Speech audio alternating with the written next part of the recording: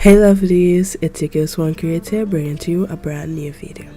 If my voice sounds weird, it's because I have a cold, so I'm sorry. Right now my throat is itching me so bad, but we have to go.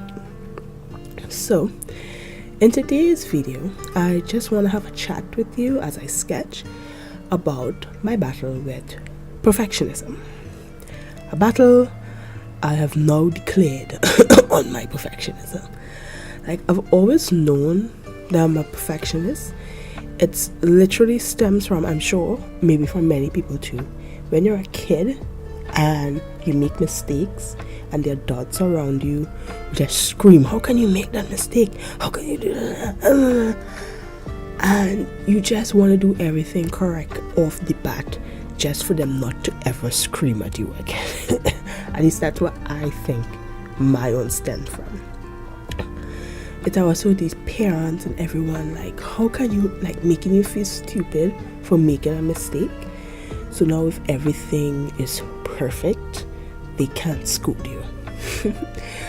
I think it also stems from when I was a kid. I used to always get things correct. I always got high marks in school. I had no idea how or why. And then when I went secondary school, work actually got hard. I didn't understand this stuff and I wasn't making as good marks as I used to. And all my teachers be like, what happened? You were so smart. What? And I'm like, I don't know. I'm doing the same thing that I used to do. I don't know why it's working. And it just feels hard trying to do things if I know I'm not going to be good at it or perfect, quote unquote, because the adults around you just seem disappointed. So I think that's where my perfectionism comes from. If you can't do it perfect, why try it at all? That's a very harmful mindset to have, by the way. We as humans, we learn from mistakes. We don't learn from our successes. Now, do we? So, one of my drawbacks of perfectionism is it stops me from trying. If something seems hard, if I try something and it seems hard, I give up. I literally give up. It was hard for me to open a bank account. I gave up. And then I'll start back up and I'll be like, oh, why was this hard? And then I'll reach the next part which hard for me and I'll be like, okay, I give up. Right now I'm at the I give up stage right now. I'm gonna start back. I don't know when, but I'm gonna start back. And that how happened with the sketching. So one thing is, when I first started digital illustration, digital art, I sucked at it. I bought the tablet and I thought, okay, I could sketch good in my sketchbook. It's transferable, the skills from the sketchbook to the tablet, it's the same. Wrong. It was not the same. Drawing on a digital tablet is totally different from drawing on paper.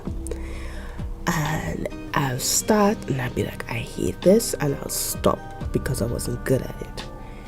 The only reason I still went with digital illustration is because I really wanted to learn it. I love how it look when other people do it. And I took a 31-day challenge. I think it was Witchtober. Yeah, I think it was, because I drew my OC Moonlight for 31 days. And the improvement from day 1 to day 31 was immaculate. It was huge. And if I had given into my perfectionism, like, oh, I started it, like, I would have never gotten as good as I am now. But I still think part of my perfectionism problem with digital art is I never just sketch. So, and by that I mean, when I was doing Witchtober this year, I did it on paper, and sketching on paper was so much more easy. I don't know why. I love how all the humanoid characters came out, their faces, how I drew I love how I drew their nose, how I drew their lips. But yet if I try to do that digitally, I don't like how it comes out. And I think that's when it hit me, like, I don't sketch digitally. So the thing about a sketchbook is it keeps you agile. It like greases that muscle in your brain that likes to draw and sketch. And the more you practice in your sketchbook, the easier it is to do finished illustration. Also, it's fun. Just idea dump on your pages, and it's like so fun. But I never do that digitally. One of the artists I like to watch online is Urga Josh, and he would just say, let's sketch, and he just sketch, no finished illustration. And it made me think, every single illustration I did digitally was a finished one. I never just sketch for fun. I never sketch for practice.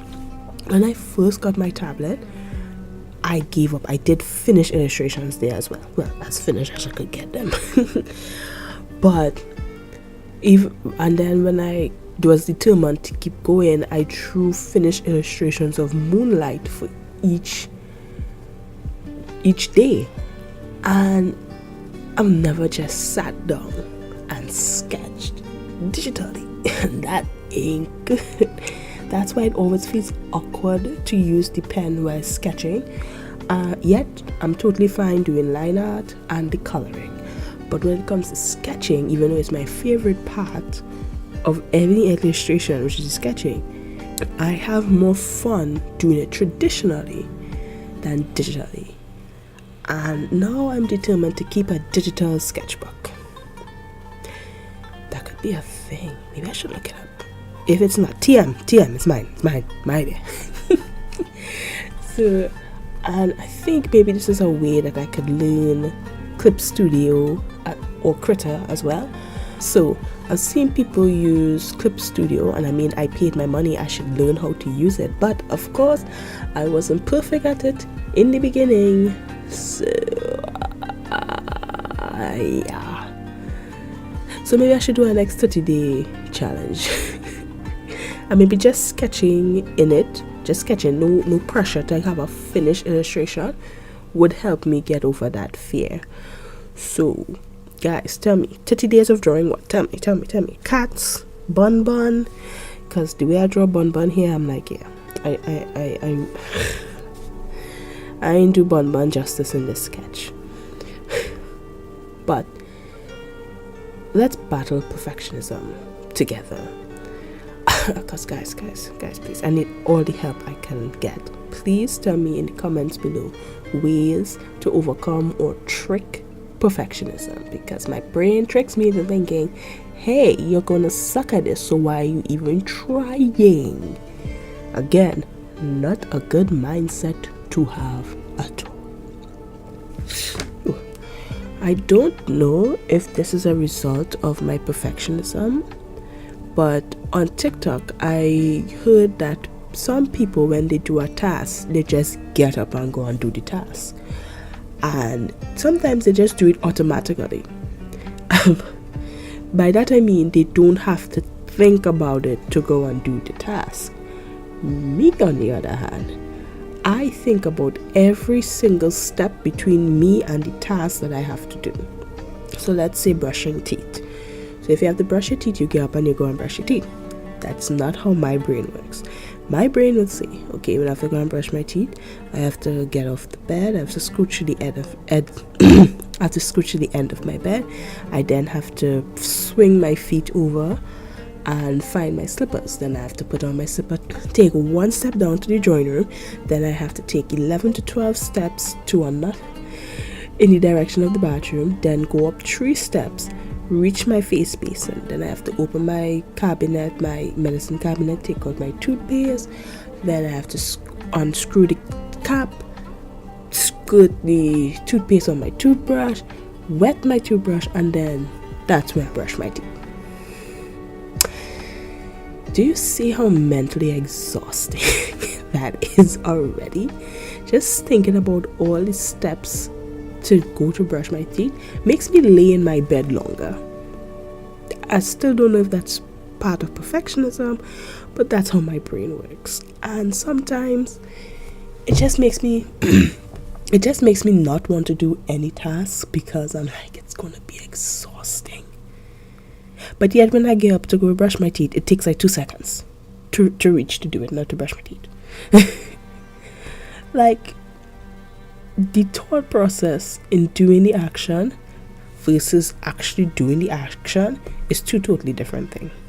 My brain makes it seem like it's such a long, drawn out process, when in actuality, it doesn't even take that long. It's just like, why does my brain do this to me? And a dog started to bark.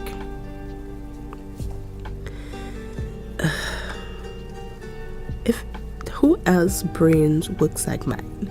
Who else brain thinks like this? And this is why most of the time when I want breakfast, I would like pancakes. I want waffles. Give me souffle pancakes. Give me muffins. Give me something good to eat.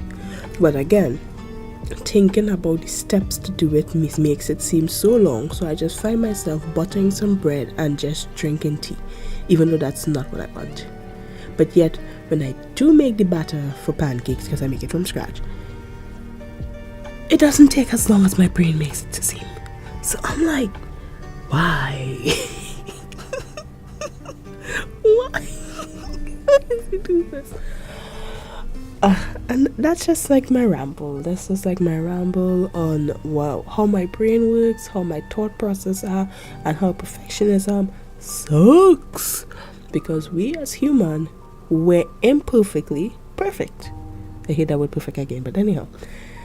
And by that I say, we find beauty in our imperfections. Because like Natasha Benefit say, a face without freckles is like a sky without the stars. Why waste a second not loving who you are?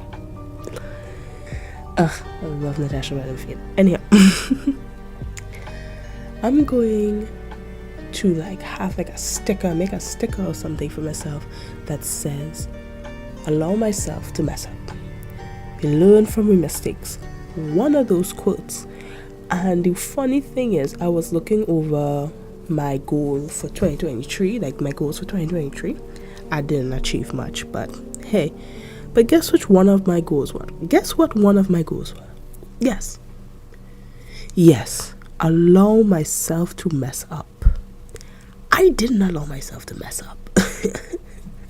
I didn't, and I'm regretting it. I could make that goal for next year, but I could try it because I can't make that a goal for next year, but then I still have a few weeks left in this year, so let me see and try it. Let me mess up. Let me make a sticker that says, mess up, bitch. Learn from your mistakes, because we learn from our mistakes, not our successes. And that is the end of my ramble. That's just my thought process. I don't think I've actually achieved anything, but sometimes just saying it out loud helps. So what do you guys think? How do you battle perfectionism? How do you battle the mental fatigue of thinking about so much damn steps to do one simple task? I really need help with that one. And let's help each other down in the comments down below. And thank you, lovely, so much for listening to me ramble all this time. And I'll see you when I see you. Bye.